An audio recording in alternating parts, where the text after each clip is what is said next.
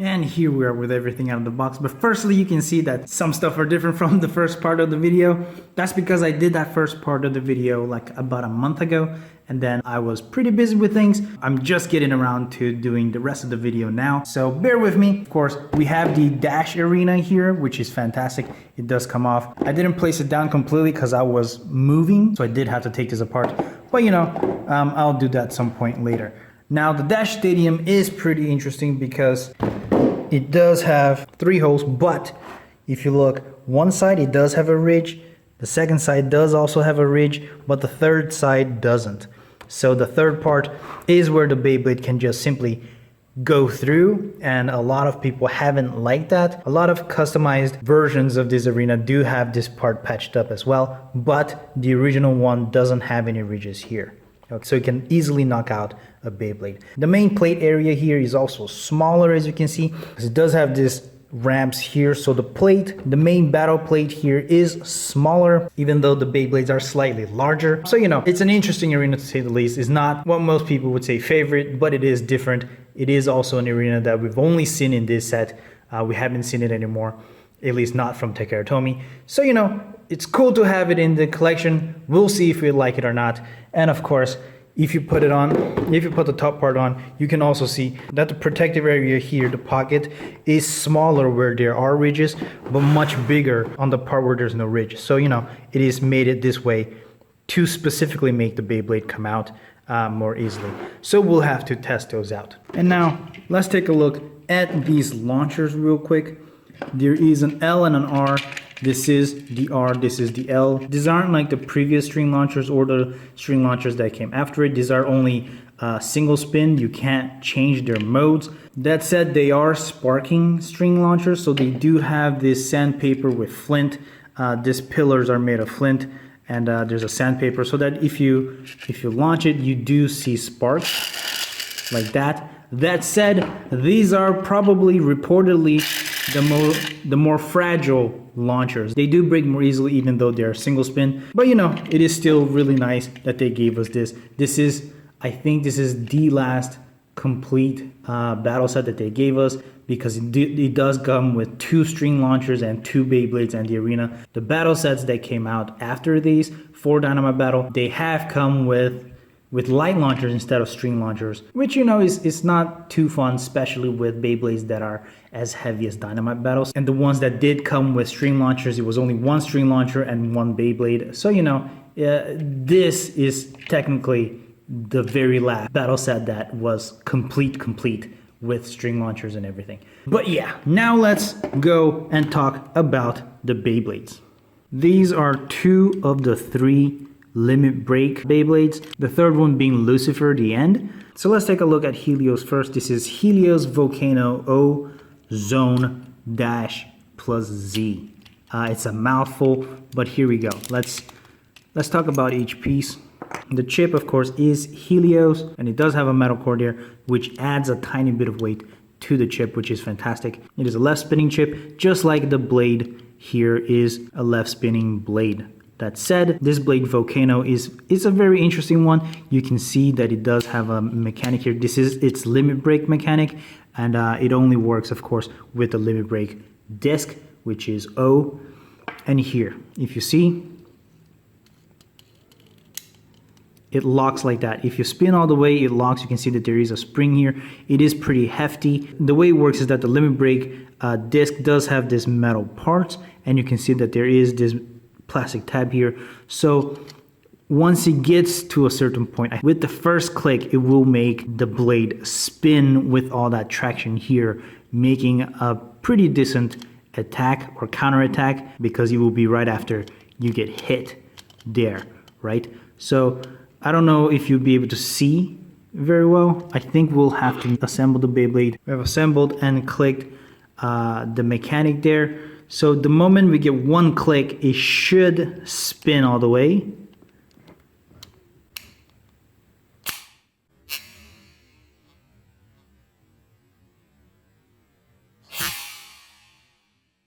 So like I said, it will be a crazy counterattack because it is when it gets damaged, it does hit its opponent with all that power from the spring. So you know, it's pretty crazy. It does spin left, so you can see that it does have 5 attacking points here on the wings. These are counters at best. Before the limit break, of course, the lower layer does line up with the blades, and then after the limit break, you can see that the lower blades do not align with the blades, with the upper blades, so it does make more striking points. It does hit more often, but because the hits are not too prominent, they are still mostly counters. But you know, it is an interesting gimmick to say the least. It is fantastic. That spring is also very powerful, so I think it will hit very strong. And it's just, you know, I do like this gimmick quite a bit. I think I like this gimmick better than the Hyperion's one, which we'll take a look in a second. But you can see that the disc here, like I said, it is these grooves that make it change. And the fun thing about this, the name of this disc is that O is the Japanese word for king. Just like in One Piece, you know, they always say Kaizoku. It is that O. So this is king. So it's King Helios. It's a play on words, which is fantastic to say the least. And of course, this disc only works with limit break discs. So, you know, they're very exclusive, I guess. The driver that comes in it, of course, is Zone Dash plus Z. Fantastic, lots of name. It does come with the upgrade component chip Z, which gives it this wider area made of metal, so that while it's spinning, you know, it will be able to maintain its balance better. And also when it gets caught in things, it will just keep going. Because it is also metal, it will have less friction with the arena, which is always fantastic. It will help it keep going. The tip, of course, is a stamina tip, but also because it is dash, it does have more prominent plastic tabs and the golden spring in there. As you can see, it is more resistant. So the whole thing is just more resistant to burst. So, you know, it is a fantastic driver. I do like it quite a bit. Why not? Why not? And going on here to Hyperion Burn Cho Exceed Dash Plus X. It is also a mouthful, fantastic. I do like the look of this quite a bit. You can definitely see the Phoenix motif here. I do like it quite a bit. The disc is called Burn. It is a right spinning attack blade, and it does have more permanent and aggressive attacks, but nothing too crazy there, right? The chip here is just like Helios, but it is right spinning. It does have that metal component in the middle to give it some weight. And of course, this blade also has that limit break function. It is not the same though, it is very different because the disc is slightly different. The Cho disc does make the limit break happen on the first tick, which is fantastic. Another interesting thing is that the disc is called Cho, which is the Japanese word for super. So, Super Hyperion. I do like this play on the words. Not only that, but Cho O is Super King, which is sparking, right? So, you know, I do love this play on words. It does show that they have put a lot of thought, not only on the parts working together, but also in its concept. But yes, let's test this out. Let's click this once. And you can see that it is already out. This is Burn's limit break so that it makes the Beyblade larger, so its hitting wings are wider and larger, which helps it with its reach and makes the weight distribution a little more to the outside as well. I do like that quite a bit. I do think it's fantastic. It does make these blue parts appear as well so that it looks fantastic during the spins. I do like that quite a bit. It's very cool. Here we are taking a look at the Cho disc a little more closely. The driver also is Exceed Dash plus X.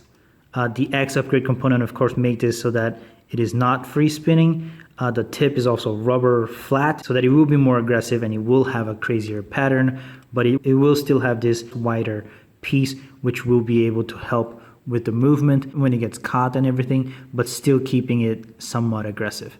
It is also a dash, so it does have more prominent plastic tabs, as you can see, as always, and the golden spring in there, so it will be more resistant to burst.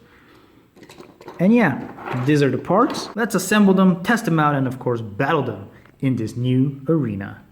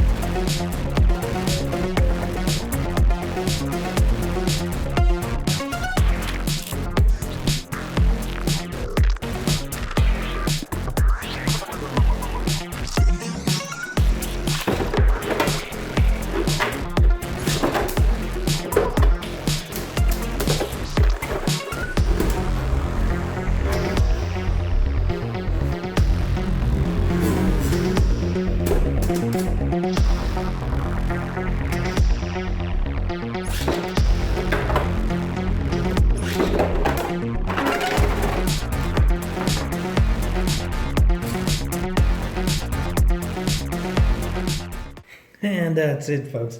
As you saw, Hyperion did have a little bit of a hard time because of his rubber tip. He did hit around a lot more, and because hitting those did also activate his limit break, he did become larger, and with that, whenever he got hit, he did seem to be losing more balance. He was not able to hold his own against Spriggan at all. And Helios, maybe because he was more concise and less aggressive, he did do pretty well. He did beat both of them. Against Hyperion, we didn't see it too often, but against Spriggan, we did see his limit break activate quite a bit, and that was fantastic. Possibly because he's left spinning, he did seem to have an advantage over both of them. But yeah, that is what I had to show you. Take the conclusions you like from that. Leave us a like if you enjoyed this video and subscribe to some more videos like this. Obviously, we are focusing more on Beyblades, but we also do bring other kinds of spin tops from time to time, and sometimes even stuff that are not even spin tops, but then we try to spin them anyway just to see if you can. So if you stuff like that, I'll see you next time. Until then, stay nerdy, guys.